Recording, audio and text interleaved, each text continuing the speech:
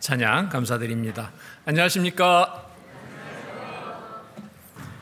함께 기도로 주일 말씀 함께 하겠습니다. 기도하시겠습니다.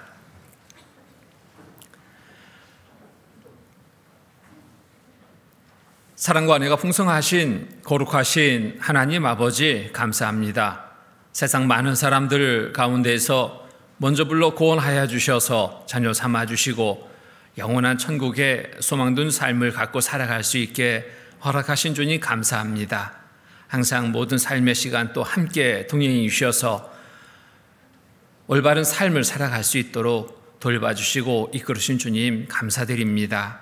오늘 또 한 날을 허락해 주시고 주일 오전 말씀 앞에 나올 수 있도록 또한 모두의 형편을 살펴주시고 걸음을 이끌으신 주님 감사드립니다.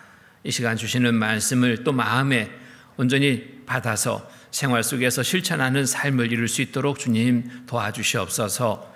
이 시간 또 마땅히 함께 되나 참여치 못한 우리 형제자매님들 또 계십니다. 어느 곳에 있든지 이 시간을 기억해 함께 할 수 있도록 도와주시고 부득이한 사정에 참여치 못했다면 있는 곳에서 주의 자녀로서 올바른 삶을 살아갈 수 있도록 돌봐주시옵소서. 특별히 병중에 계신 형제자매님들 또한 계십니다. 주님 도와주셔서 치유의 손길로 속히 그 건강을 회복시켜 주시고 남은 삶의 시간 더욱 주의 자녀로서 힘차게 살아갈 수 있도록 은혜 베풀어 주시옵소서. 또한 여러 어려움에 처한 형제자매님들도 계십니다. 모든 어려움 속에 오직 주만 바라고 의지해서 승리의 삶을 이룰 수 있도록 돌봐주시옵소서. 이 시간 전국 또 해외 여러 지역에 또 말씀이 전해지고 있습니다. 전해지는 곳마다 주님 함께 해주셔서 말씀을 통해 주시고자 하는 귀한 은혜를 모두가 풍성히 얻고 또 나눌 수 있도록 도와주시옵소서. 이 시간에 모든 시종을 오직 주께 의지합니다. 은혜로운 시간 내게 인도하여 주시옵소서. 항상 우리를 사랑하시는 거룩하신 주 예수 그리스도의 이름 받들어 감사하며 간절히 기도드립니다. 아멘. 말씀 같이 찾겠습니다. 갈라디아서 6장 말씀입니다. 갈라디아서 6장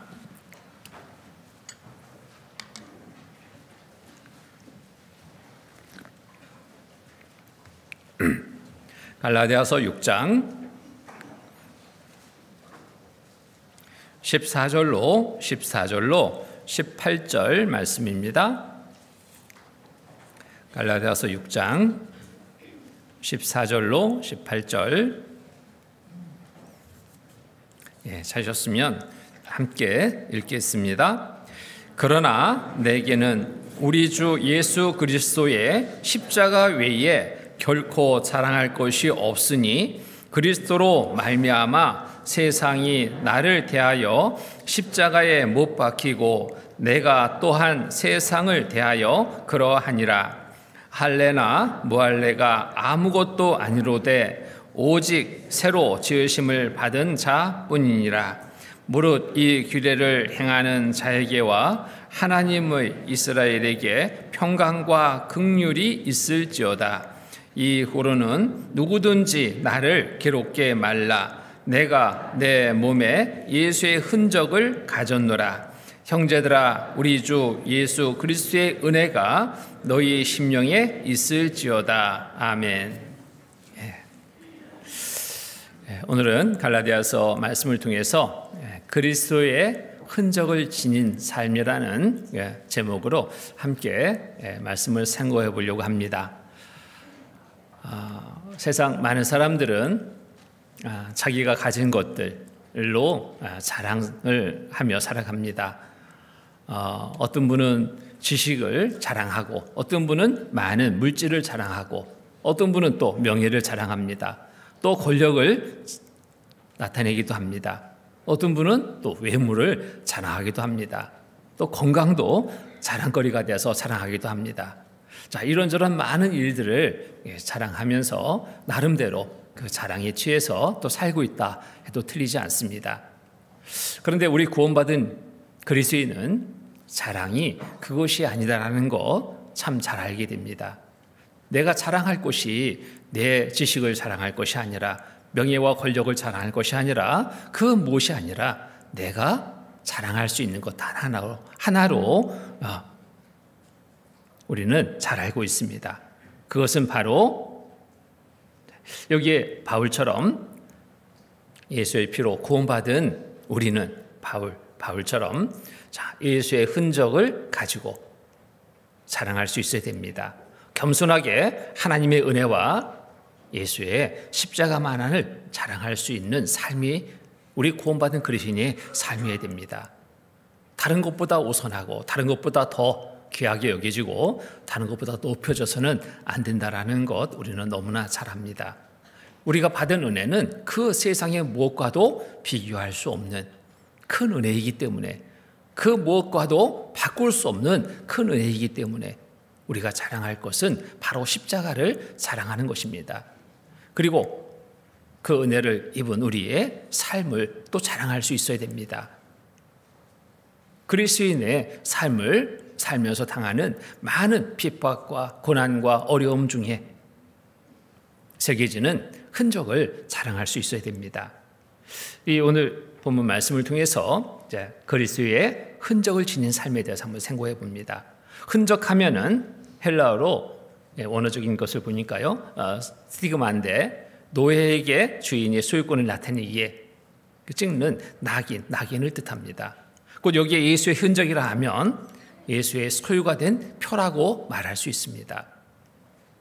내가 하나님의 자녀라면 하나님의 자녀된 표가 무엇인지를 나타내 보일 수 있어야 됩니다. 그것을 자랑할 수 있어야 됩니다.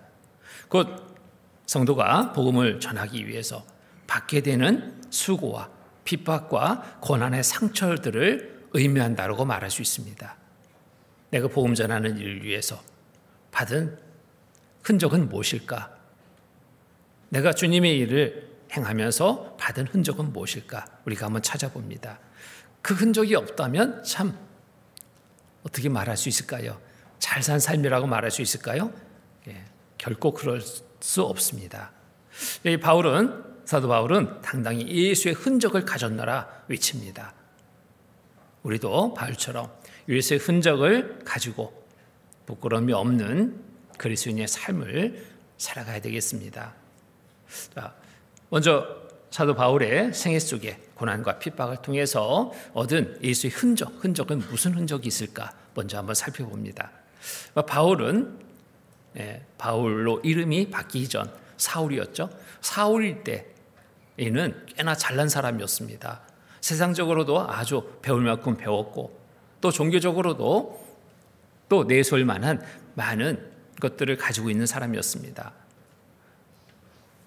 그런데 다메섹 도상에서 예수님을 만난 후에 이 삶은 바뀌었습니다. 그간에 자랑했던 그런 자랑들이, 내세웠던 것들이 정말 부질없다라는 것을 알게 됐습니다.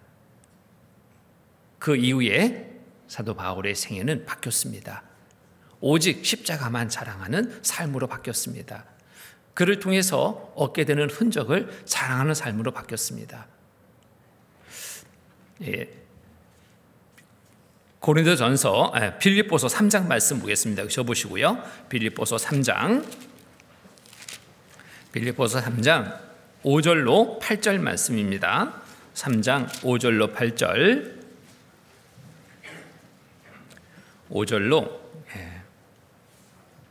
3장 5절로 8절 말씀을 제가 읽겠습니다. 내가 8일 만에 할례를 받고 이스라엘의 족속이요 베냐민의 지파요 히브리인 중에 히브리인이요 율법으로는 바리새인이요 열심으로는 교회를 핍박하고 율법의 의로는 흠이 없는 자로다. 그러나 무엇이든지 내게 유익하던 것을 내가 그리스도를 위하여 다 해로 여길 뿐더러 또한 모든 것을 해로 여김은 내 주 그리스도 예수를 아는 지식이 가장 고상함을 인함이라. 내가 그를 위하여 모든 것을 잃어버리고 배설물로 여김은 그리스도를 얻고 그 안에서 발견되게 되려 함이니 내가 가진 의는 율법에서 난 것이 아니요 오직 그리스도를 믿음으로 말미암은 것이니 곧 믿음으로 하나님께로서 난 의라. 여기 사도 바울 스스로를 어떤 사람이었는지를 말하고 있죠. 여기 보면은 이게 8일 만에 할례를 받고 율법으로는 흠이 없는 사람이었죠. 이스라엘 족속이요, 베냐민의 지파요, 히브리인 중에 히브리인이요, 율법으로는 바리새인이요, 열심으로는 교회를 핍박하고 율법에 이르는 흠이 없는 자로다. 이런 사람이었죠. 많은 사람들이 그래서 존경하고 또 이에게 많은 또 역할을 맡겼습니다. 그런데 예수님을 만난 후 이 삶이 바뀌었습니다. 이런 것들을 자랑하며 드러냈던 이 거만한 삶이 바뀌었습니다. 겸손하게 바뀌었습니다. 나는 아무것도 아닌 것을 알게 됐습니다. 고린도전서 15장 보겠습니다. 고린도전서 15장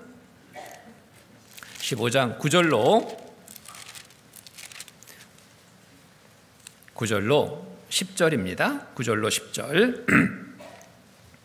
9절로 10절. 고린도전서 15장 9절로 10절입니다. 제가 읽겠습니다. 나는 사도 중에 지극히 작은 자라 내가 하나님의 교회를 핍박하였으므로 사도라 칭함을 받기를 감당치 못한 자로라.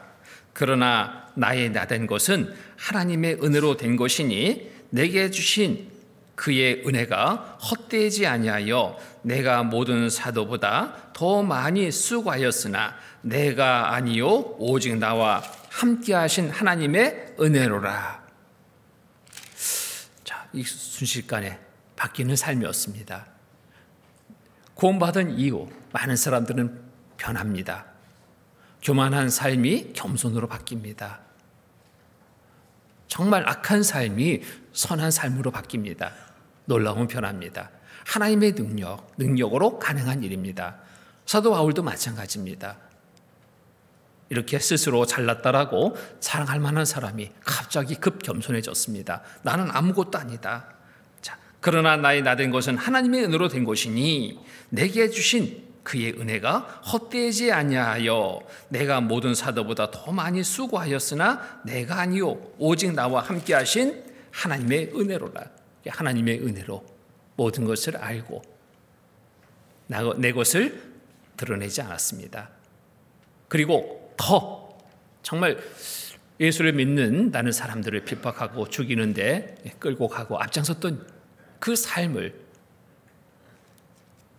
회개하고 이제부터는 더 많은 수고를 각오하고 복음을 위해서 살아가는 삶으로 바뀝니다. 이 사도 바울의 그러한 복음 전하는 그 행적을 살펴보면 3차 전도 여행을 했죠. 그 거리를 얼마큼 왕래하며 전도를 했는가 봤더니요, 약 15,000km를 왕래했다고 합니다. 15,000km. 요즘 같으면 뭐 비행기 타고 날아가기도 하고 자동차 타고 달리면은 그렇게 먼 거리라 생각할 수 없죠. 그런데 옛날에는 그렇지 않았습니다. 배를 타고 걷고 또 마차를 타고 그 15,000km의 그 길을 다니면서 복음을 전했습니다. 많은 위험이 있었습니다. 지금처럼 도로가 좋은 도로도 아니었고 산길을 가기도 하고 강을 건너기도 하고 또 도적을 만나기도 하고 많은 위험이 내재되어 있는 그 길을 마다하지 않고 오직 하나 받은 은혜에 보답하고자 복음 전하는 일을 위해서 살아온 그의 삶이었습니다. 그로 인해서 정말 많은 핍박을 받았습니다. 고난을 받았습니다. 죽음의 위협을 당했습니다. 그래도 멈추지 않았습니다. 고린도 후서 11장 말씀 보겠습니다. 고린도 11장 고린도 후서 11장 23절로 27절 말씀입니다. 23절로 27절 말씀 제가 읽겠습니다. 저희가 그리스도의 일꾼이냐 정신없는 말을 하거니와 나도 더욱 그러하도다. 내가 수고를 넘치도록 하고 옥에 갇히기도 더 많이 하고 매도 수없이 맞고 여러 번 죽을 뻔하였으니 유대인들에게 40에 하나 감한 매를 5번 맞았으며 3번 태장으로 맞고 1번 돌로 맞고 받고 3번 파산하는데 일주일을 기품에서 지냈으며 여러 번 여행의 강의 위험과 강도의 위험과 동족의 위험과 이방인의 위험과 시내의 위험과 광야의 위험과 바다의 위험과 거짓 형제 중의 위험을 당하고 또 수고하며 애쓰고 여러 번 자지 못하고 줄이며 목마르고 여러 번 굶고 춥고 헐벗었노라. 여기에 다 기록할 수 없을 정도로 사도 바울의 복음 전한 그러한 길에서의 당한 고난은 이루 말할 수 없는 고난이었습니다. 정말 죽을 수 있는 그런 위기의 상황 속에서도 굴하지 않았습니다. 끝까지 하나님을 믿고 의지해서 맡긴 그 역할을 다 수행합니다. 특히나 이 사도 바울은 몸이 아주 건강한 사람은 아니었던 것으로 보입니다. 육신의 질병을 달고 다녔습니다. 고통 중에도 하나님이 맡겨진 사명을 끝까지 완수하는 그런 삶, 부끄러움이 없는 삶을 살았다고 자신 스스로 이것을 회고하며 말하고 있죠. 그리고 또 바라고 살아가는 삶을 또 보게 됩니다. 디모데후서 4장 보겠습니다. 디모데후서 4장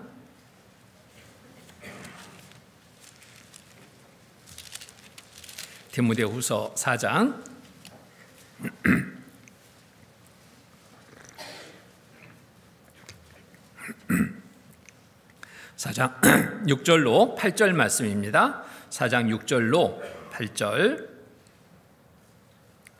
6절로 8절 같이 읽겠습니다. 간제와 같이 벌써 내가 부음이 되고 나의 떠날 기약이 가까웠도다. 내가 선한 싸움을 싸우고 나의 달려갈 길을 마치고 믿음을 지켰으니 이제 후로는 나를 위하여 의의 면류관이 예비되었으므로 주 곧 의로우신 재판장이 그날에 내게 주실 것이니 내게만 아니라 주의 나타나심을 사모하는 모든 자에게니라. 여기에 선한 싸움을 싸우고 그랬습니다. 선한 싸움을 싸우고 무슨 선한 싸움을 싸웠을까? 바로 마귀와의 싸움입니다. 영적 싸움을 말합니다. 우리의 씨름은 혈과 육에 대한 것이 아니요 정사와 권사와 이 어둠의 세상 주관자들과 하늘에 있는 악의 영들에게 대함이라. 자, 영적인 싸움을 끊임없이 싸웠습니다. 선한 싸움입니다. 또 여기에 달려갈 길을 마치고 달려갈 길을 마쳤다. 경주의 신앙이죠. 우리 구원받은 그리스도인의 삶이 경주입니다. 경주. 근데 이 사도 바울은 그 경주를 너무 잘했습니다. 많은 어려움을 잘 극복했습니다. 오직 믿는 믿음으로 이 모든 경주를 완주했습니다. 생명을 건 경주였습니다. 사도행전 20장 보겠습니다. 사도행전 20장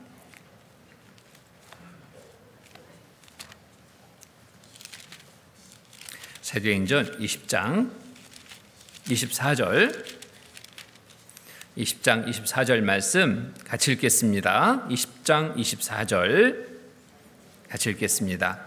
나의 달려갈 길과 주 예수께 받은 사명 곧 하나님의 은혜에 복음 증거하는 일을 마치려 하면은 나의 생명을 조금도 귀한 것으로 여기지 아니하노라. 나의 달려갈 길과 주 예수께 받은 사명 곧 하나님의 은혜에 복음 증거하는 일을 마치려 하면은 사도 바울의 생애, 전 생애가 복음 전하는 일로 살았습니다.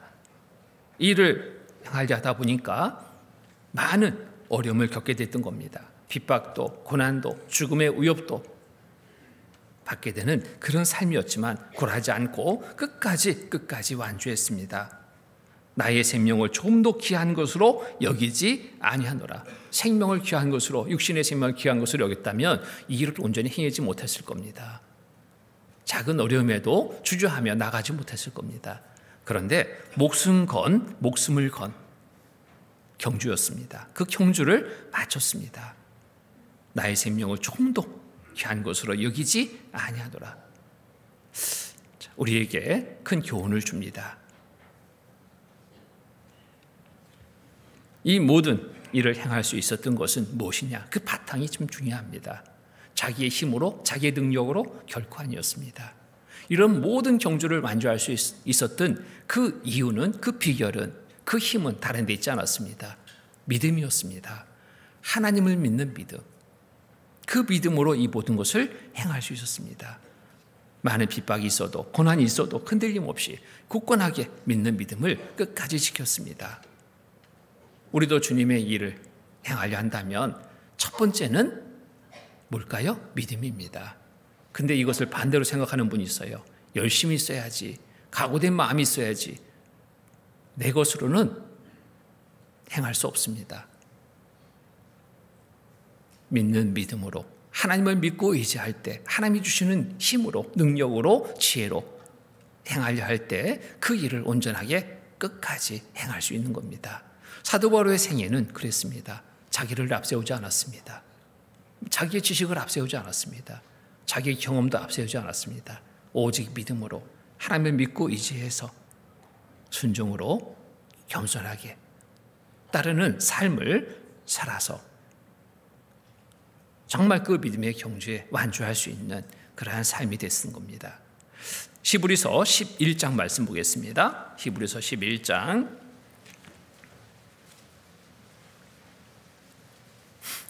6절입니다. 11장 6절 말씀 같이 읽겠습니다. 믿음이 없이는 기쁘시게 못하나니 하나님께 나가는 자는 반드시 그가 계신 곳과 또한 그가 자기를 찾는 자들에게 상 주시는 이심을 믿어야 할지니라. 믿음입니다. 믿음이 없이는 기쁘시게 못하나니, 믿음이 없이는 하나님 일을 행할 수 없습니다. 하나님을 기쁘시게 할 수 없습니다. 믿음이 없이는 기쁘시게 못하나니 하나님께 나가는 자는 반드시 그가 계신 것과 또한 그가 자기를 찾는 자들에게 상 주시는 이심을 믿어야 할지니, 믿음으로 살아가는 삶이 되어야 됩니다. 항상 우리의 믿음, 그래서 확인하고 확증하는 가운데 살 때 우리가 구원받은 그리스도인으로서 잘 살 수 있습니다. 예수의 흔적을 몸에 새길 수 있는 그러한 삶이 될 수 있습니다. 또 본문 디모데후서 4장 말씀 보겠습니다. 디모데후서 4장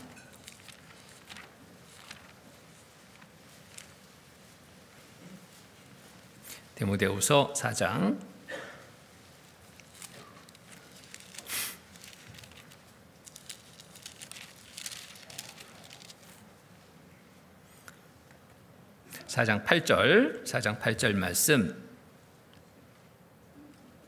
4장 8절 말씀 제가 다시 읽겠습니다. 이제 후로는 나를 위하여 의의 면류관이 예비되었으므로 주 곧 의로우신 재판장이 그날에 내게 주실 것이니 내게만 아니라 주의 나타나심을 사모하는 모든 자에게니라. 이제 후로는 나를 위하여 의의 면류관이 예비되었으므로. 자, 사도 바울이 이렇게 많은 위험을 견딜 수 있었던 것, 고난을 견딜 수 있었던 것, 핍박을 견딜 수 있었던 것, 죽음 위험을 견딜 수 있었던 이유는 또 있습니다.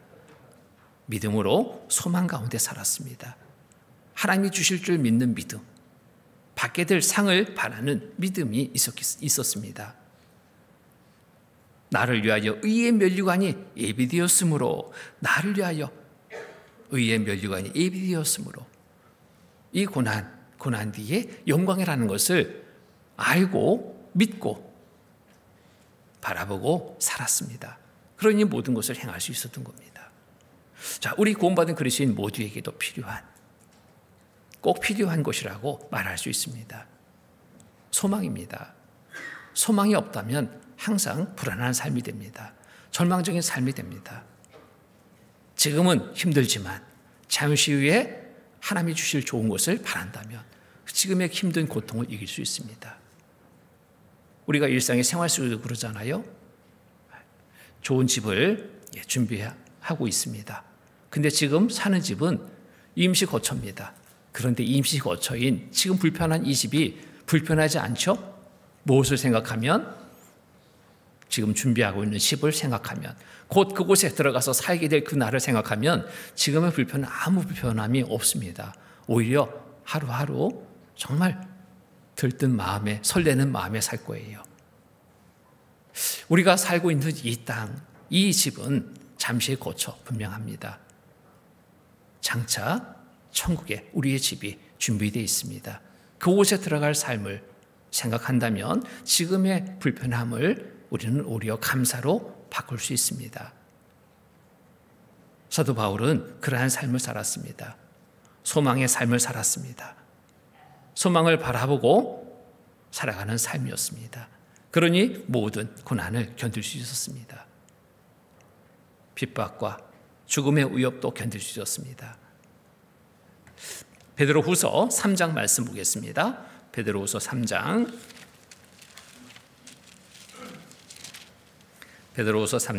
12절로 13절 말씀입니다.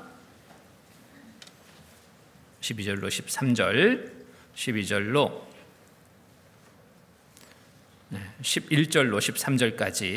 11절로 13절까지 같이 읽겠습니다. 이 모든 것이 이렇게 부러지리니 너희가 어떠한 사람이 되어야 마땅하뇨? 거룩한 인실과 경건함으로 하나님의 날이 임하기를 바라보고 간절히 사모하라. 그 날에 하늘이 불에 타서 풀어지고 체질이 뜨거운 불에 녹아지려니와 우리는 그의 약속대로 의에 거하는 바 새하늘과 새 땅을 바라보도다. 어떠한 사람이 되어야 마땅하뇨? 어떠한 사람이 되어야 마땅하뇨? 우리가 살고 있는 이 시대에 어느 때라고 말합니까? 마지막 때. 곧 주님 오실 그때. 어떤 사람이 되어야 마땅하뇨? 그렇다면 말로만, 생각으로만 그렇게 말하고 생각하는 것으로 그쳐야 될까요? 그렇다면 우리는 지금 어떻게 살아야 되는가? 참 중요한 거 아니겠습니까? 주님 곧 오신다는데 어떻게 살다가 주님을 맞아야 될까 생각해야 되지 않겠습니까? 어떠한 사람에 대해 마땅하뇨? 거룩한 행실과 경건함으로 하나님의 날이 임하기를 바라고 간절히 사모하라. 자, 어떤 사람에 대해 마땅하뇨? 거룩한 행실과 경건함으로 구원받은 그리스도인으로서 올바른 삶을 더욱 나타내 보여야 될 때입니다. 빛된 삶으로 드러나게 해야 될 때입니다. 그래야지 믿지 않은 사람들 그 빛을 보고 어둠 속에서 나오게 되죠. 여름날 들에 불을 켰습니다. 아무것도 없는 것 같았는데요. 나방, 모기, 온갖 것들이 날아오는데 이루 말할 수 없죠. 빛이 강하면 강할수록 그 많은 것들은 빛을 보고 쫓아옵니다. 지금 어둠이 아주 짙게 깔린 세상을 우리가 살고 있습니다. 캄캄한 세상을 살고 있습니다. 이 세상적으로 볼 때는 별로 희망의 빛이 보이지 않는 그런 때 우리가 살고 있습니다. 우리 구원받은 그리스도인의 빛을 그 어때보다 더 밝게 비춰야 될 때입니다. 소망 없이 어둠에 살고 있는 많은 이루어진 영혼들이 있습니다. 그들에게 복음 전할 사명을 우리에게 맡겼습니다. 우리가 해야 됩니다. 무엇을? 빛을 더 밝게 비춰야 됩니다. 어떻게 해요? 거룩한 행실과 경건함으로, 거룩한 행실과 경건함으로 하나님의 날이 임하기를 바라보고 간절히 사모하라. 우리의 마음부터가 이런 마음 가져야 돼요. 우리의 삶을 이렇게 살아야 됩니다. 주님 오시는 그날을 바라는 마음으로 정말 우리의 삶을 살펴서 거룩한 행실 속에 살고 있는가, 경건함 속에 살고 있는가, 구원받은 그리스도인으로서 믿지 않는 사람들의 시선에도 좋게 여겨지는 삶을 살고 있는가 살펴봐야 됩니다. 우리는 그의 약속대로 의에 거는 바 새하늘과 새 땅을 바라보도다. 그리고 그 어느 때보다도 세상의 이런저런 일들에 우리의 시선을 두고 우리의 마음을 두고 살 때가 아니라 저 천국을 바라봐야 될 때입니다. 우리 시선을 들어야 됩니다. 주를 바라봐야 됩니다. 그리고 약속된 천국을 바라보고 소망 가운데 힘차게 살아야 될 때가 지금 우리가 살고 있는 지금 이 시대입니다. 새 하늘과 새 땅을 바라보도다. 우리가 바라봐야 될 곳이 어딘지. 그렇다면 이렇듯 이런 마음 자세를 가지고 우리가 살아간다면 그리스도의 흔적을 새길 수 있습니다. 그런데 세상과 적당히 타협하며 살아가려 한다면 흔적은 새겨지지 않습니다. 당장 고통은 없습니다. 아픔은 없습니다. 아무 일도 없습니다.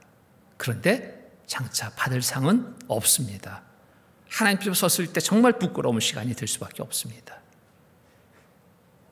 사도 바울은 우리에게 모본을 보였습니다. 그리스도인으로서 어떻게 살아야 되는지 모본을 보였습니다. 그 후에 얻게 되는 것이 무엇인지 우리에게 알게 하고 있습니다. 우리 또한 동일하게 사도 바울의 그 삶을 본받아서 그리스도의 흔적을 새기는 삶으로 살도록 힘써야 됩니다. 어떻게 해야 될까요? 충성된 삶이 있어야 됩니다.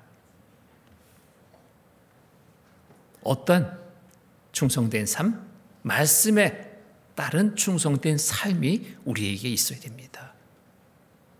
이제 내 생각은 내려놓고 내 방법은 내려놓고 오직 말씀에 중심이 된 충성된 삶을 살 때 많은 흔적이 새겨집니다. 그렇게 살려 할 때 세상 많은 사람들과의 삶의 방식이 대치되죠. 그러니까 여기저기 핍박을 받게 됩니다. 고난을 받게 됩니다. 아픔의 시간도 갖게 됩니다. 그런데 그것이 결코 헛되지 않다. 하나님 앞에 장차 받을 상을 많게 하는 일이라는 것, 사도 바울은 우리에게 강하게 전하고 있습니다. 고린도전서 4장 보겠습니다. 고린도전서 4장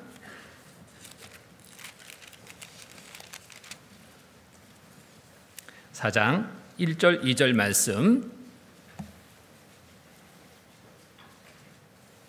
1절 2절 같이 읽겠습니다.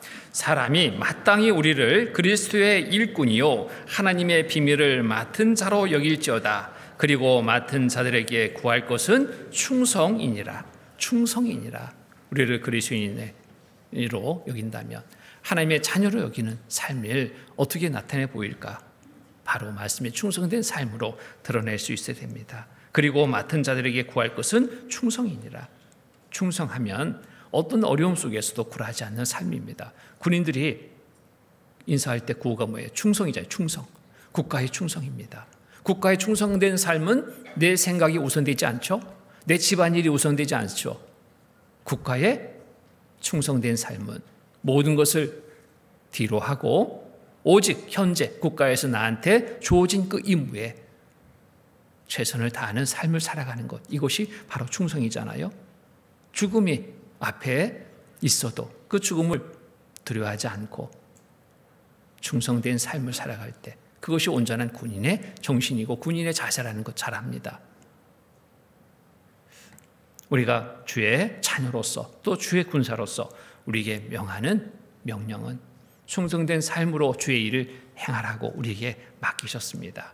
자, 충성된 삶을 살려 하면 고난이 따릅니다.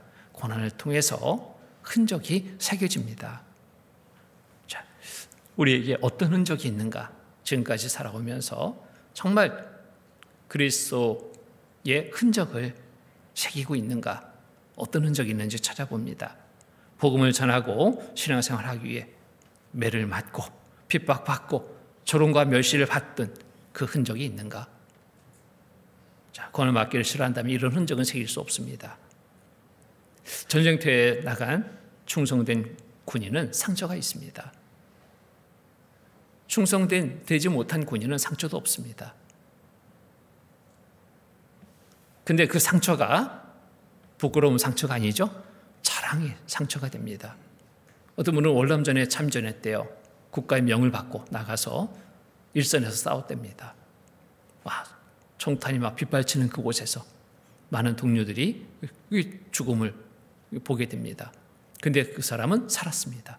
총탄이 날아왔는데 몸을 관통했습니다. 그 상처를 보여주는 거예요. 내가 이렇게 국가의 부름을 받고 이렇게 충성된 삶을 살았습니다.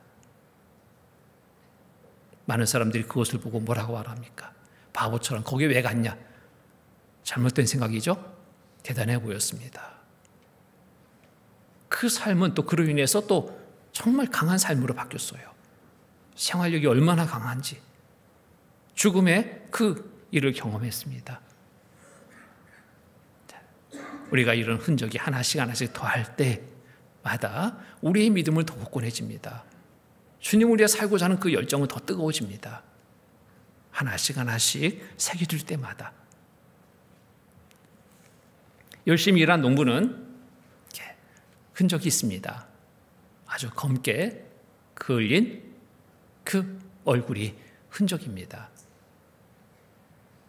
그런데 게으른 농부는 흔적이 없습니다. 그늘나무 밑에만 슬슬 찾았습니다. 가꾸지를 않았어요. 그런 일에 그냥 방치했습니다. 얻을 것이 없죠. 부끄러움입니다. 그런데 그늘진 얼굴의 농부는 가을에 환한 얼굴이 됩니다. 기쁨의 모습이 됩니다. 흔적이 없는 농부는 얻을 것이 없습니다. 부끄러움 그 자체입니다. 주의 군사된 우리 어떤 흔적이 있는지, 흔적이 없다면 충성되이 살지 못한 증거일 수 있습니다. 아무 일이 없는 평범한 날들이라면 이런 흔적은 새기지 않습니다. 생각해 봐야 됩니다. 이를 피하려 했다면, 주님의 일을 피하려 했다면 흔적은 결코 새겨질 수 없습니다. 로마서 16장 보겠습니다. 로마서 16장.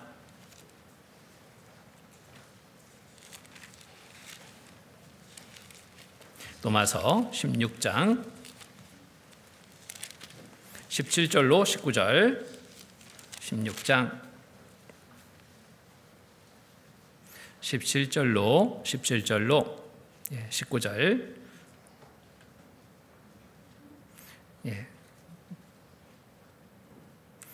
제가 읽겠습니다. 형제들아 내가 너희를 권하노니 너희 교훈을 거슬려 분쟁을 일으키고 거치게 하는 자들을 살피고 저에게서 떠나라. 이 같은 자들은 우리 주 그리스도를 섬기지 아니하고 다만 자기의 배만 섬기나니 공교하고 아첨하는 말로 순진한 자들의 마음을 미혹하느니라. 너희 순종함이 모든 사람에게 들리는지라. 그러므로 내가 너희를 인하여 기뻐하노니 너희가 선한데 지혜롭고 악한데 미련하기를 원하노라. 여기 보면은 너희는 교훈을 거슬려 분쟁을 일으키고 거치게 하는 자들을 살피고 저에게서 떠나라. 이 같은 자들은 우리 주 그리스도를 섬기지 아니하며 다만 자기의 배만 섬기나니. 자기 중심적으로 살아간다면 흔적은 없어요. 고난은 없습니다. 그런데 하나님은 결코 이러한 삶을 기뻐하지 않습니다. 이러한 자가 있다면 가까이 하지 마라. 떠나라. 자, 공교하고 아첨하는 말로 순진한 자들의 마음을 미혹하느니라. 그런데 이렇게 일하지 않으면서도 그냥 또 미혹해요. 마귀한테 쓰임 받는 겁니다. 그냥 분열시키고 하려는 사람도 못하게 막습니다. 어떤 분은 봉사하는 자리에 그래요. 아이고 뭐 그렇게 힘들게 하냐고. 좀 쉬었다 하라고. 좋은 말처럼 여겨지는데, 나를 위한 것처럼 여겨지는데 그런 말을 듣다가 다 쉬어버렸어요. 그 일이 하루에 끝날 일을 끝내지 못했습니다. 학예 수양회 하면 이제 준비봉사 하잖아요. 준비봉사 갔는데요. 자, 정말 교회마다 달라요. 교회마다. 사는 환경이 달라서 다른 것도 있지만 그러한 마음 자세들이 다른 것을 봅니다. 어떤 교회는 맡기면은 척척척 하니까 그 운영하는 그 쪽에서 안심하고 맡깁니다. 근데 어찌 보면 더 많은 일을 또 하게 돼요, 봉사를. 근데 어떤 곳은 맡겼더니요, 한 건지 안 한 건지 다시 손을 봐야 될 그러한 지경으로 만들어 놓은 거예요. 이게 너무너무 속상한 거예요. 왜 그런가 봤더니 좀 적당히 하자. 우리 좀 쉬면서 하자. 시간만 보내는 겁니다. 정말 하나님 앞에 큰 책망이 있을 겁니다. 교회 안에서 봉사할 때도 그렇습니다. 봉사에 적극적인 형제자매가 있는가 하면 봉사에 그냥 마지못해 손만 같이 보태는 그러한 자세인 분도 혹 있습니다. 우리 대구교회는 그렇지 않은 분들로 잘하고 있다고 생각합니다. 그런데 그렇듯 참여하긴 했는데 적극적으로 하지 않을 때 주변에 영향을 끼칩니다. 어떤 영향? 좋지 않은 영향입니다. 참여했는데 하지 않고 있으면 그로 인해서 힘이 빠져요. 판단하는 마음, 죄를 짓게 됩니다. 그런데 수가 많지 않은데 모두가 다 아주 정말 열심으로 행합니다. 충성되게 행합니다. 봉사를 하는데 힘이 드는 줄 모릅니다. 하고 나서 보람이 있습니다. 자, 어떤 자세로 우리가 참여해야 되는가 참 중요합니다. 죽도록 충성된 삶에 영광이 있습니다. 충성되지 않은 삶에는 영광이 없습니다. 오히려 부끄러움이 있고 책망이 있습니다. 요한계시록 2장입니다. 요한계시록 2장. 요한계시록 2장 10절. 2장 10절. 10절 말씀 같이 읽겠습니다. 내가 장차 받을 고난을 두려워 볼지어다 마귀가 장차 너희 가운데서 몇 사람을 옥에 던져 시험을 받게 하리니 너희가 10일 동안 환난을 받으리라. 내가 죽도록 충성하라. 그리하면 내가 생명의 멸관을 내게 주리라. 보면은 내가 죽도록 충성하라. 그리하면 내가 생명의 멸관을 내게 주리라. 자, 잠시의 충성된 삶이 생명의 멸관으로 바뀝니다. 충성 안 하겠습니까? 세상에 살면서 육신적으로는 그러잖아요. 이거 내가 투자하면 몇 배 준다. 거기에 혹해가지고 막 투자해서 나중에는 막 망하는 사람도 있어요. 자, 그런 세상 일에는 많은 이익을 바라고 쫓는데 정말 주님의 일, 주님이 말씀은 거짓된 말씀이 없잖아요. 말씀하신 대로 이루시는 하나님이십니다. 그래서 내가 죽도록 충성하라 명령입니다. 그리하면 내가 생명의 멸관을 내게 주리라. 비교 안 될 좋은 곳으로 주신다라고 약속하십니다. 약속의 말씀을 믿고 충성된 삶을 살 때 영광이 됩니다. 하나님의 약속대로 이루어주심을 경험하게 됩니다. 또 충성은 주어진 환경 속에서 작은 것부터 충성해야 됩니다. 거창한 것으로 생각하면 안 됩니다. 그럴 때 흔적들이 새겨집니다. 작은 흔적들이 모아서 큰 흔적이 됩니다. 더 큰 흔적을 새길 수 있는 힘을 얻게 됩니다. 믿음의 선진들의 삶을 보면은 정말 우리가 다 따라갈 수는 없죠. 그런데 우리도 할 수 있습니다. 하나부터 시작하면 됩니다. 작은 것부터 시작하면 됩니다. 하나님은 당장 큰 것을 우리에게 바라지 않습니다. 내 믿음에 걸맞는 삶을 살기를 바라셔요. 이제 어린아이인데 어린아이가 행할 수 있는 것, 기쁨을 주는 건 뭐든가요? 잘 먹고 잘 사는 것.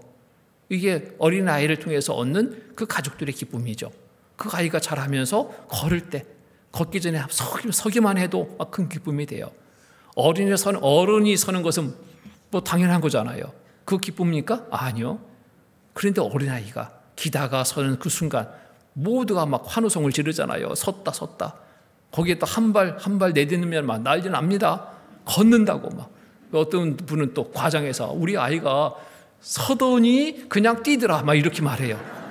뛰는 게 아니죠. 제대로 중심 못 잡아서 막 달려가는 것처럼 보일 뿐이지. 그 아이가 섰을 때, 그 아이가 걸을 때, 그로 인해서 기쁨인 거예요. 어린 아이에게 맞는 그런 행동들이잖아요. 우리 구원받은 그리스도인도 마찬가지입니다. 구원받자마자 달린다. 이거 정말 비정상입니다. 오히려 위험해요. 넘어질까 조심해야 됩니다. 이제 구원받으면 이제 말씀 가운데 참여하는 것이 모두의 기쁨이 됩니다. 그렇잖아요? 교제하는데 참여하는 것이 큰 기쁨이 되는 거예요.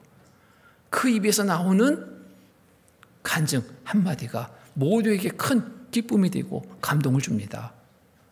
어린아이에서 입이 열려서 아빠 하는 순간에 감동하는 것처럼 때에 맞는 그러한 역할을 우리에게 주시고 또 그것을 바라십니다. 그 일을 행하기를 바라시는 겁니다.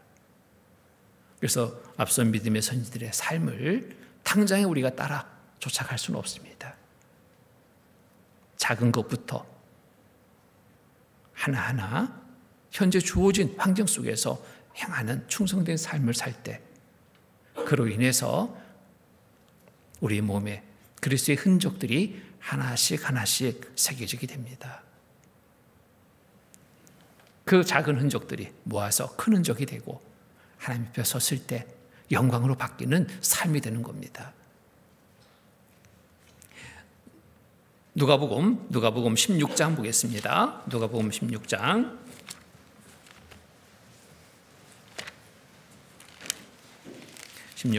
10절로 12절 10절로 12절 말씀 누가복음 16장 10절로 12절 같이 읽겠습니다. 지극히 작은 것에 충성된 자는 큰 것에도 충성되고 지극히 작은 것에 불의한 자는 큰 것에도 불의하니라. 너희가 만일 불의한 재물에 순응치 아니하면 누가 참된 것으로 너희에게 맡기겠느냐? 너희가 만일 남의 것에 충성치 아니하면 누가 너희 것을 너희에게 주겠느냐? 지극히 작은 것에 충성된 자는 큰 것에도 충성되고, 자, 시작이 참 중요합니다. 작은 것에 충성하는 삶을 우리가 실천할 때 점점점 더 큰 것으로 충성된 삶을 이루게 됩니다. 어떤 분은 구원받은 지 얼마 안 됐습니다. 그런데 이제 구원받은 그리스도인으로서의 삶을 이렇게 공부하다가 이렇게 11조에 대해서 이렇게 말씀을 들은 거예요. 찾아왔습니다.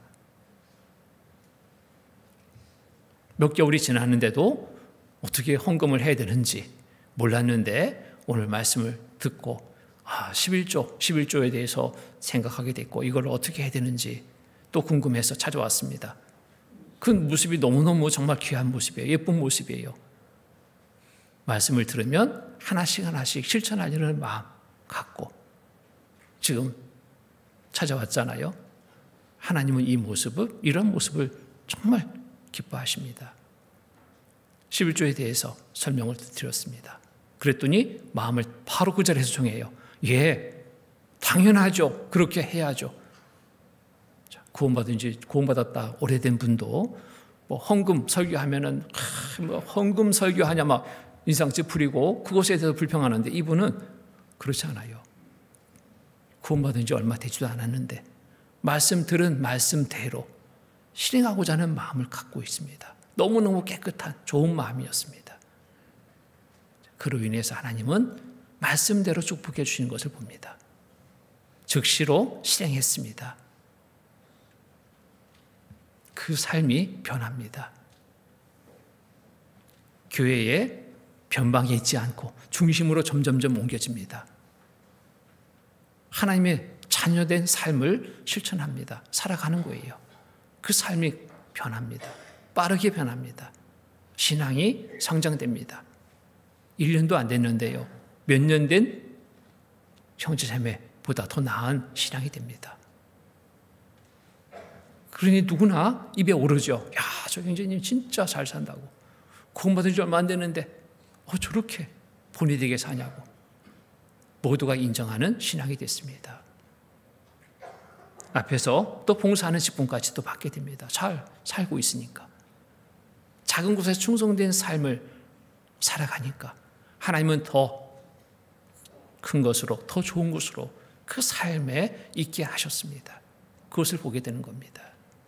인색한 삶은 충성을 못합니다. 자기 중심적인 인색한 삶은 결코 주께 충성된 삶을 살아갈 수 없습니다.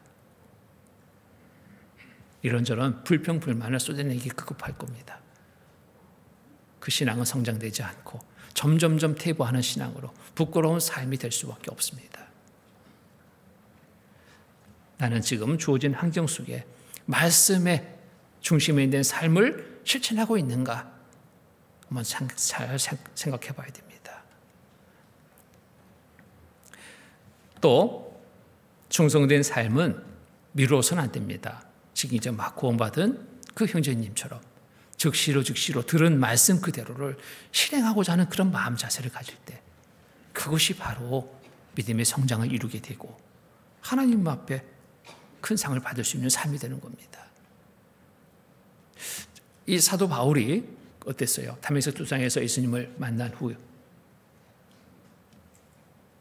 그 삶은 어땠습니까?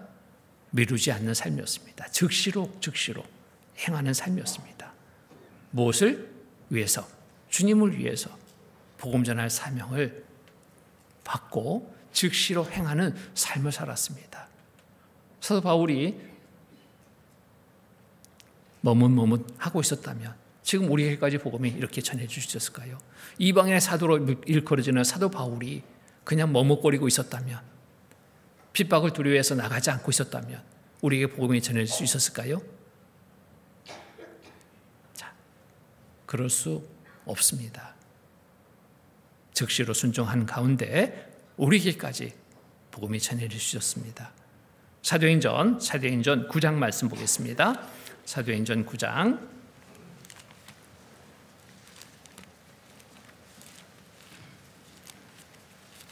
사도행전 9장 19절로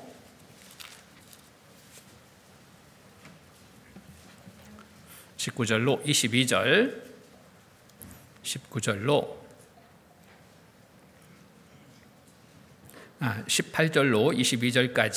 18절로 22절까지 제가 읽겠습니다. 즉시 사울의 눈에서 비늘 같은 것이 벗겨져 다시 보게 된지라. 일어나 세례를 받고 음식을 먹음에 강간하여 지니라. 사울이 다메섹에 있는 제자들과 함께 며칠 있을새 즉시로 각 회당에서 예수의 하나님의 아들이심을 전파하니 듣는 사람이 다 놀라 말하되 이 사람이 예루살렘에서 이 이름을 부르는 사람을 잔해하던 자가 아니냐? 여기 온 곳도 저희를 결박하여 대제사장들에게 끌어가고자 함이 아니냐 하더라. 22절 같이 읽겠습니다. 사울은 힘을 더 얻어 예수를 그리스도라 증명하여 다메섹에 사는 유대인들을 굴복시키니라. 자, 여기에 우리가 주목해야 될 것은 즉시로입니다. 즉시로 각 회당에서 예수의 하나님의 아들이심을 전파하니 즉시로입니다. 미루다 보면 전도 안 됩니다. 이제 막 구원 받았는데 그 입이 열립니다. 그리고 전도가 돼요. 근데 거기에 머뭇 미루가 있다 보면요, 그 입은 열리지 않습니다. 자꾸 사항을 살피거든요. 사람도 살피고 환경도 살피고 이런저런 것들 살피다 보니까 입이 안 열려요. 근데 구원받은 그 즉시는 구원받지 못한 가족이 막 생각나잖아요. 친구가 생각나잖아요. 아, 이대로 두면 안 되는데. 가서 입을 열게 됩니다. 처음에 우리 마음 모두의 마음은 그랬습니다. 그런데 시간이 지나면서 입이 둔해졌습니다. 왜 입이 둔해졌을까? 입이 왜 안 열릴까요? 많은 사항들을 먼저 보니까 그래요. 육신으로 생각되는 것, 눈으로 보는 것들, 이런 것들 저런 것들이 즉시의 행함을 막고 있습니다. 이런 여러 것들을 제하고 처음의 마음 회복해서 즉시로 행하는 삶이 되어야 됩니다. 즉시로 충성된 삶을 살아가야 됩니다. 그러기 위해서는 어떻게 될까요? 용기를 내야 됩니다. 용기가 없다면 행할 수 없습니다. 자, 바울처럼 그리스도의 흔적을 갖기 위해서 용기 있는 믿음의 삶을 살아야 됩니다. 용기가 없다면 예수의 흔적은 새길 수 없습니다. 믿음의 선진들의 용기를 우리가 알고 있습니다. 정말 본받아 살아가야 됩니다. 구약시대 믿음의 선진들의 용기 있는 삶을 우리가 알죠? 먼저 믿음으로 바로 앞에 선 모세의 용기도 우리가 기억합니다.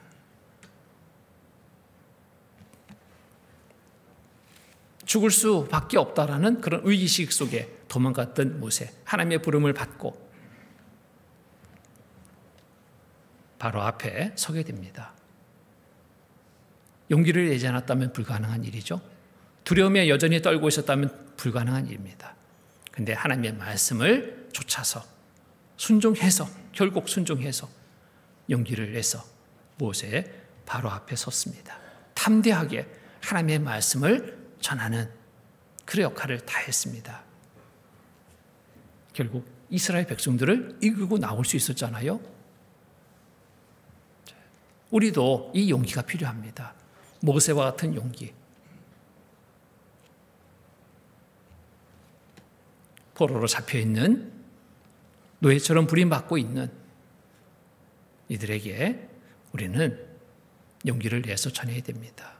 마귀한테 잡혀있는 많은 이뤄진 영혼들, 그들을 건지기 위해서 우리는 용기를 내야 됩니다. 어떤 공격을 받을 수도 있습니다. 많은 어려움을 당할 수도 있습니다. 그래도 용기를 내서 믿음으로 용기를 가지고 나가야 됩니다. 자, 가나안 땅 정탐 후 믿음으로 말하는 여호수아 갈렙의 용기 또한 우리가 알고 있습니다. 다른 10명의 정탐꾼들은 그냥 육신의 눈으로 봤습니다. 아, 좋다, 좋아. 육신의 눈으로 보니까 가나안 땅에 살고 있는 사람들의 모습이 보였습니다. 자기들보다 훨씬 장대한 몸, 그것을 보고 두려워 떱니다. 우리는 그들 앞에 못 나간다. 우리 다 죽어.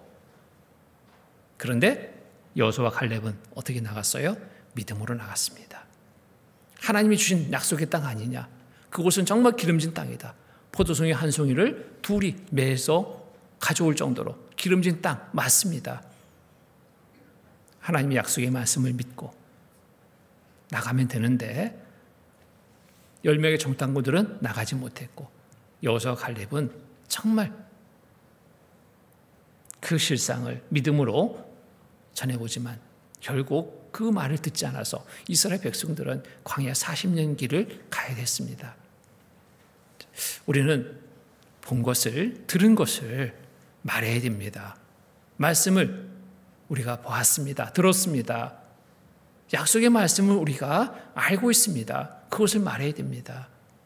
적당히 현실과 타협해서 그들의 말, 믿지 않는 사람들의 말을 그냥 듣고 옹호해주고 따라가는 그러한 삶이 되서는 안 됩니다. 그러면 건져낼 수 없죠.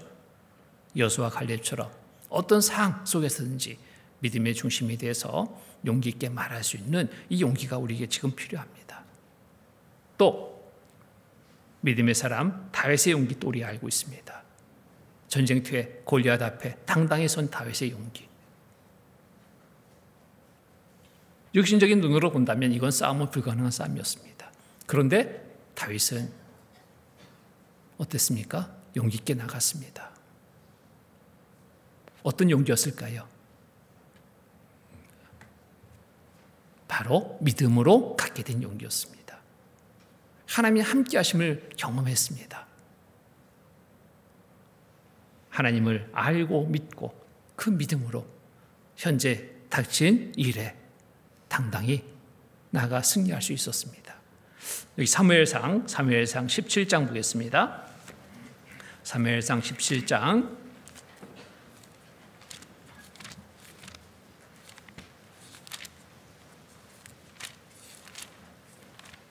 사무엘상 17장 45절로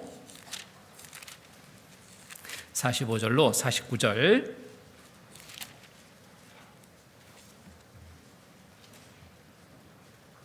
45절로 49절까지의 말씀 제가 읽겠습니다. 다윗이 블레셋 사람에게 이르되 너는 칼과 창과 단창으로 내게 오거니와 나는 만군의 여호와의 이름 곧 네가 모욕하는 이스라엘 군대의 하나님의 이름으로 네게 가노라. 오늘 여호와께서 너를 내 손에 붙이시리니 내가 너를 쳐서 네 머리를 베고 블레셋 군대의 시체로 오늘날 공중의 새와 땅의 짐승들에게 주어 온 땅으로 이스라엘 하나님이 계신 줄 알게 하겠고 또 여호와의 구원하심이 칼과 창에 있지 아니함을 이 무리로 알게 하리라. 전쟁은 여호와께 속한 것이니 그가 너희를 우리 손에 붙이시리라. 48절 49절 같이 읽겠습니다. 블레셋 사람이 일어나 다윗에게로 마주 가까이 올 때 다윗이 블레셋 사람에게로 마주 그 항우를 향하여 빨리 달리며 손을 주머니에 넣어 돌을 취하여 물매로 던져 블레셋 사람의 이마를 치매 돌이 그 이마에 박히니 땅에 엎드러지는지라. 다윗, 소년 다윗이었습니다. 물맷돌 하나로 이 골리앗을 넘어뜨립니다. 몸의 그 크기로 본다면 이 비교 안 되는 겁니다. 소년 다윗이고 이 골리앗은 장성한 어른이죠. 그 키가 3m나 된다는 3m 정도 되는 그 거대한 거구. 소년 다윗 앞에 그냥 꼬꾸라집니다. 다윗이 어떻게 나갔습니까? 믿음으로 나갔습니다. 하나님을 믿는 믿음으로 나가서 다윗을 넘어뜨렸습니다. 우리도 나를 자꾸 살펴보면 나가지 못합니다. 나 가지고 또 없고 배운 것도 없고 뭣도 없고 없는 것만 자꾸 따져보셔요. 그럼 누구한테 나가서 내가 말을 하겠습니까? 못해요. 못합니다. 그런 육신적인 것들로 나를 작게 만들지 마시고 정말 내가 담대해져야 됩니다. 무엇으로? 믿음으로. 난 하나님의 자녀다나. 하나님이 함께 하신다라고 약속하셨잖아. 하나님이 또 이 일을 나한테 명하셨잖아. 나는 나가면 되지. 하나님이 또 함께 하신다고 약속하셨잖아. 나는 나가면 되지. 내가 할 것 하자. 담대해졌습니다. 용기가 생겼습니다. 나가는 거예요. 내 힘을 믿고 나가는 게 아니라 내 지혜를 가지고 나가는 게 아니라 하나님 믿는 믿음으로 나갈 때 용기를 내서 그 맡겨진 역할들을 감당할 수 있는 겁니다. 내가 왜 주저주저하고 있었던가 자꾸 나를 봤거든요. 저 사람을 또 보니까 나는 또 비교가 안 돼. 저 사람보다 나는 못 배웠어. 나는 가난해. 키도 작아. 못생겼어. 등등등. 그런 부분들로 비교하다 보면 나가지 못합니다. 하나님이 주신 것을 가지고 나가면 됩니다. 뭐? 믿음. 믿음으로 나가면 되는 거예요.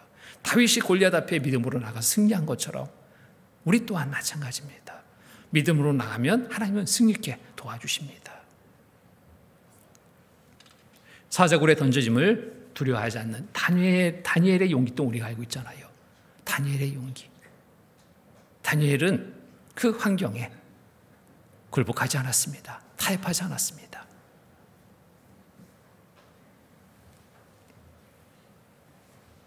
하나님을 섬기는 것, 이것으로 지금 사자굴에 던지는 그런 상을 맞았은 겁니다. 그런데 다니엘은 거기에도 굴하지 않았습니다. 그 나라에서 만든 신상에 외에 다른 것을 섬기면 다 사자밥이 된다 했는데도 하루에 정해진 시간 속에 하나님의 섬기는 일을 그치지 않았습니다. 그로 인해서 잡혀서 사자굴에 던져졌는데 죽지 않았거든요. 하나님을 믿는 믿음. 사자 입을 하나님이 막으셨습니다. 보호해 주셨어요. 우리에게 주는 교훈입니다. 다니엘 한 사람에게만 있는 일로 여기는 것이 아니라 성경은 그러잖아요. 우리에게 교훈과 책망과 바르게 한과 의로 교육하기에 유익한 것이 바로 성경이잖아요. 모든 말씀들은 우리에게 교훈을 주는 겁니다. 우리를 바르게 이끄는 말씀이 되는 거예요. 다니엘이 한 사람의 삶이 아니라 우리도 믿음으로 나아갈 때 하나님은 함께 하셔서 보호해 주시고 돌봐주시고 좋은 것으로 있게 하신다라는 그런 약속의 말씀의 증인으로 우리에게 보여주고 있는 겁니다.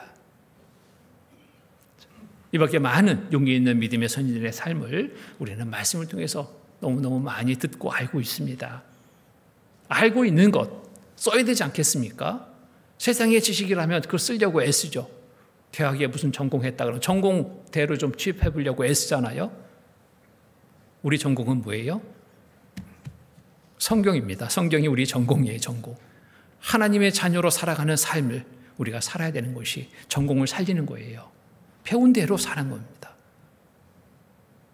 몰라서 못하는 거 하나님은 허물지 않으셔요. 알고도 행치 않은 것, 이것을 하나님은 죄로 보십니다. 책망하십니다.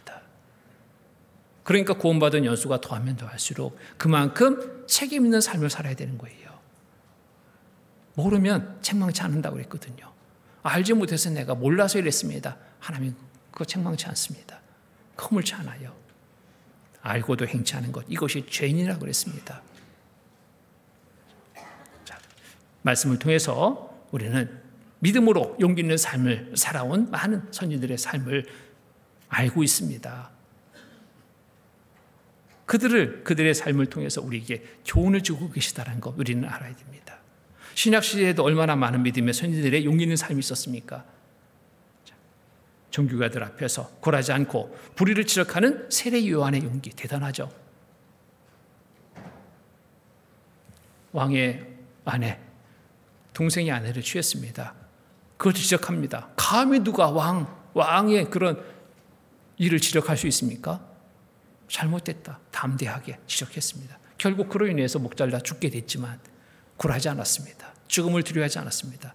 말씀에 비추어 잘못된 것은 잘못된 것으로 바르게 알게 하는 이 용기, 대단한 용기 아닙니까? 죽음을 두려워하지 않고 복음을 전하는 바울의 용기 또한 뭐 더할 것도 없고요. 복음을 전하는 그 현장에서 돌에 맞아 죽게 되는 상황이 됐습니다. 송밖에 버려졌습니다. 그런데 하나님은 보호해 주셨어요. 살려주셨어요. 근데 이 바울의 다음 그 행동이 우리에게 참으로 감동을 주고 우리를 본받게 합니다. 다시 그 성에 들어갑니다. 복음 전하다가 돌에 맞아 죽게 된 상황에 버려진 그 삶을 경험했는데 그 성에 다시 들어가서 복음을 전한다. 쉽지 않은 일입니다. 근데 바울은 그 일을 행했습니다. 사도행전 14장 보겠습니다. 사도행전 14장.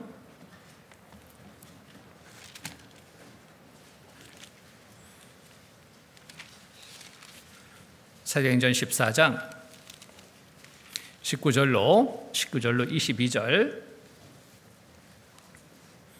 19절로 22절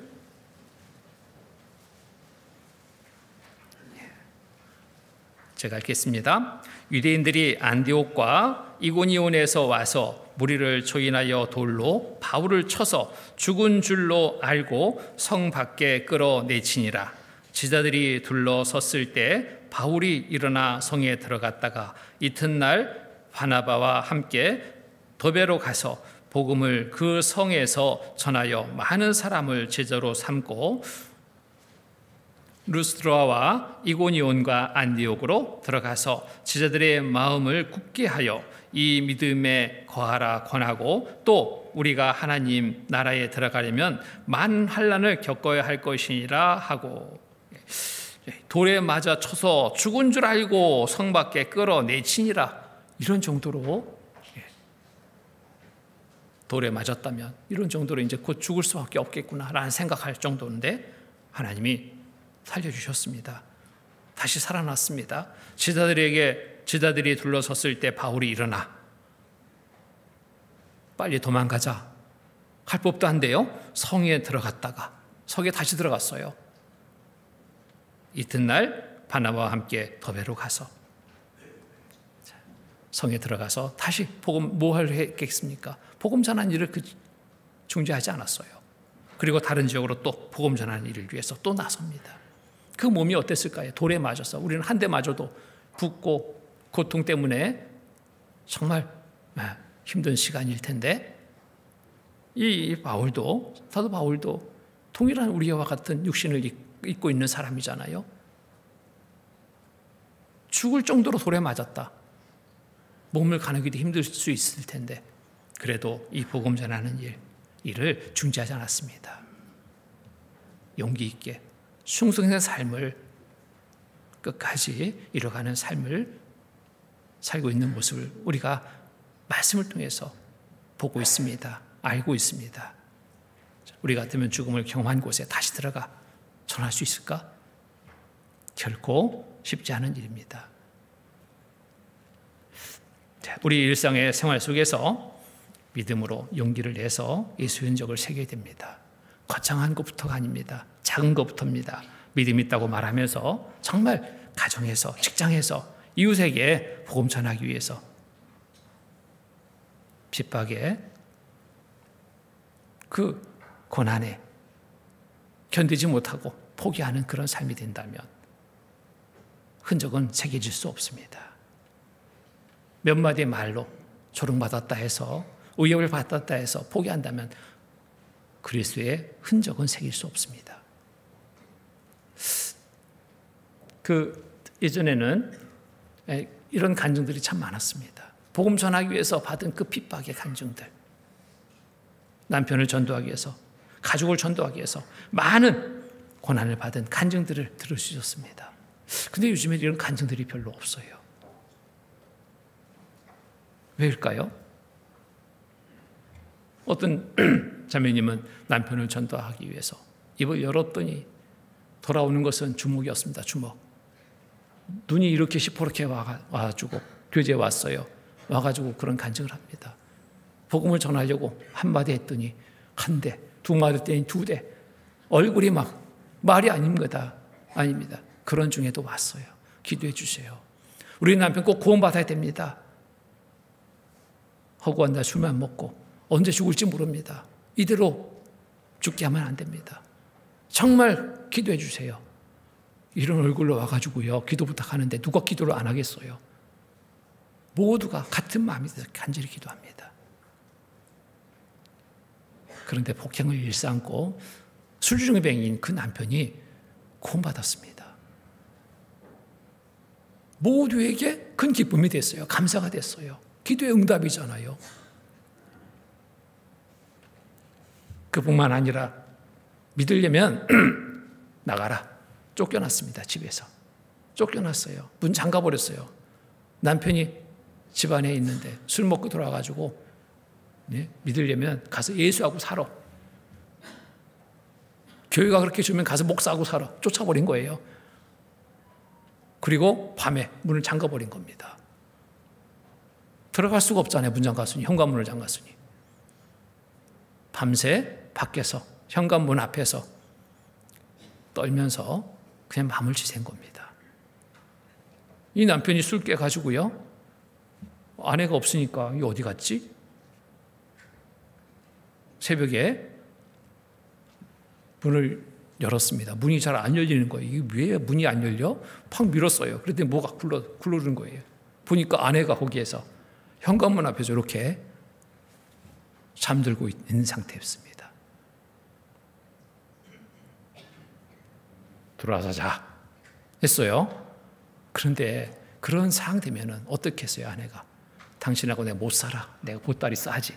쌀 법도 한데 이 자매님은 오직 하나의 목적이 있었어요. 남편을 전도하기 위한, 남편을 구원받게 하기 위한 목적이 있었습니다.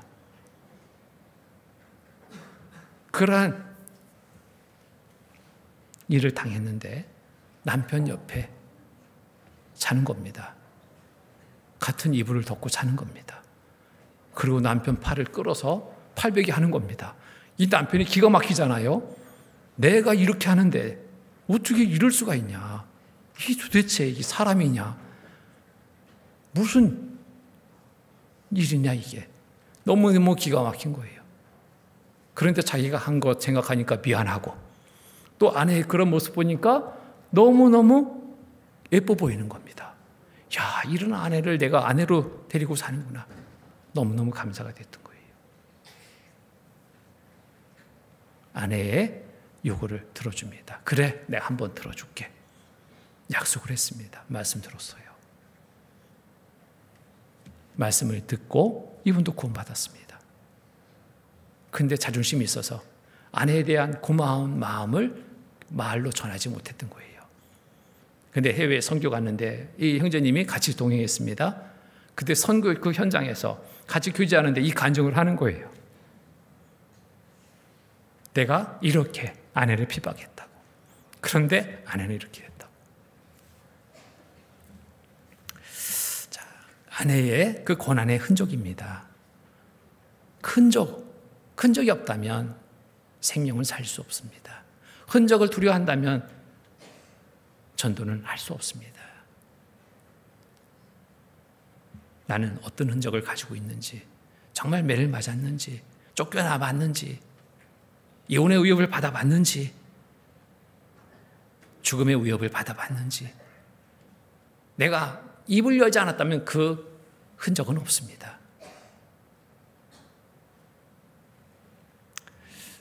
비겁하게 두려워서 피하고 적당히 타협했다면 고난 없습니다. 흔적은 만들 수 없어요.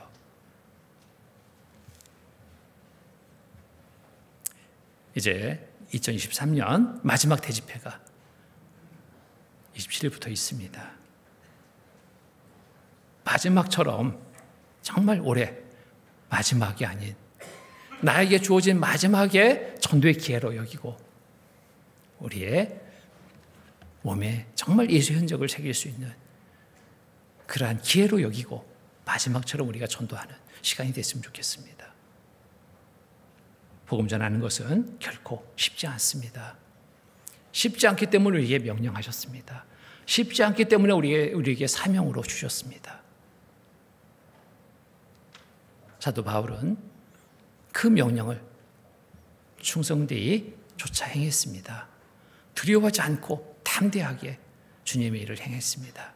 그로 인해서 많은 잃어던 영혼들이 구원받을 수 있었습니다. 그 수고가 우리에게까지 전해졌습니다. 우리에게 본을 보인 삶입니다. 우리도 쫓아가야 하지 않겠습니까? 적당히 타협하는 삶이 되어서는 안 됩니다. 비겁한 삶이 되어서는 안 됩니다. 정말 마지막이라고 말한다면 마지막처럼 마지막다운 그런 삶의 모습이 우리에게 있어야 하지 않겠습니까? 세상 일이 우선되는 삶이 되어서는 안 됩니다. 집회 때마다 좀 안타까운 것이 있습니다. 첫날처럼 끝까지 갔겠으면 좋겠다. 그런 바람으로 정말 기도가 됩니다. 첫날은 많은 분들이 함께 해주셨습니다. 너무 감사가 됐어요. 근데 하루하루 지나면서 자리가 너무 빕니다. 우리 형제 자매들이 함께하지 못하는데 새로 인도된 분은 끝까지 참여할 수 있을까요? 없습니다. 같이 자리에 앉지 못합니다. 지금 형제 자매들이 앉아있는 자리 누구에게 양보하지 마십시오. 새로운 영혼들을 데리고 그 자리에 앉는 자리로 생각하고 함께 주기 바랍니다. 그래서 2023년 대전도 집회 정말 이 강당이 가득 차서 그 어느 때보다도 뜨거운 열기 속에 복음이 전해지는 그러한 시간이 됐으면 좋겠습니다. 그를 위해서 우리 같이 마음을 정합시다. 같이 각오하고 용기를 내서 우리가 맡은 이 일, 하나님이 우리에게 명하신 이 일을 다하는 그런 삶이 되도록 해야 되겠습니다. 그래서 사도 바울처럼 나도 예수의 흔적을 가졌노라 말할 수 있는 그런 삶이 되도록 우리가 살아야 되겠습니다. 같이 기도하시겠습니다. 거룩하시고 자비로우신 하나님 아버지 감사합니다. 한 시간 말씀을 통해서 그리스도의 흔적을 새기는 삶을 또 우리가 상고해 봤습니다. 우리 몸에 참으로 그 예수의 흔적을 새기고 있는지, 복음 전하기 위해 당한 여러 고난과 핍박과 조롱과 많은 고통의 흔적을 가지고 있는지 또 살펴보게 됩니다. 남은 시간 참으로 주님이 허락하신 이 세상의 삶의 시간 속에서 모두가 더 많은 그리스도의 흔적을 새기고 주님 앞에 섰을 때 영광을 얻게 되는 삶이 될 수 있게 주님 도와주시옵소서. 11월 27일부터 대전도 집회가 또 계획되어 있습니다. 말씀의 자리에 많은 이루어진 영혼들이 인도되고 또 온 성도들이 모두 함께하는 가운데 주님의 큰 역사하심을 경험하는 귀한 시간 되게 도와주시옵소서.